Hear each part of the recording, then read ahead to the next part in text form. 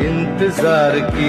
সকালবেলা যে আমার ঘুমটা ভেঙেছে সেটা ভাবতে ভাবতেই আমার 5 মিনিট সময় আরও এক্সট্রা লেগে যায়। ঘুমটাকে একবারে পুরোপুরি ভাঙানোর জন্য খেয়ে নিলাম 1 কাপ চা।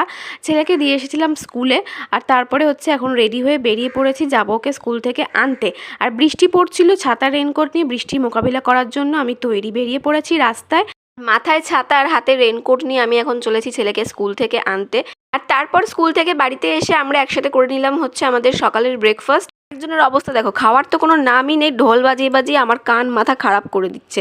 তো সেই মাথা যন্ত্রণাকে ঠিক করার জন্য আমি ঠিক টাইম মতন খেয়ে নিচ্ছি আমার ওষুধ, 1 কাপ চা, আর তোমাদেরকেও সেটা ভালো করে দেখালাম। আর আজকে দুপুরের মিড ডে মিলে ছিল সাদা ভাত, কাঁচা লঙ্কা, 2টো শুকনো পটল ভাজা, আলু ভাজা, 1 বাটি ডাল, বেগুন ভাজা আর পনির দিয়ে আলুর তরকারি। দুপুরবেলা ভাত ঘুম দেওয়ার পর এখন উঠে চলে এসেছি ছাদে, আর ছেলে খাচ্ছিল পালস। তোর থেকেও একটা ইমোশনাল ব্ল্যাকমেল করে নিয়ে নিলাম যে মাম্মামকে না দিয়ে একা খাবে। আর এইখানে গাছে ফুটেছে ছোট্ট 2টো কিউট গাঁদা ফুল, আর হাতে আকাশ ফড়িংটাকে নিয়ে তার ফটো তোলার চেষ্টা করছিল, কিন্তু ফড়িংটার একদমই মুড ছিল না তখন ফটো তোলার। সন্ধেবেলা আমাদের হালকা খিদে মেটানোর জন্য আমরা হালকা করে খেয়ে নিলাম হচ্ছে বার্গার। তো চলো ব্লগটা এখানেই এন্ড করছি। সবাই ভালো থেকো, দেখা হচ্ছে নেক্সট ব্লগে, ততক্ষণের জন্য টাটা।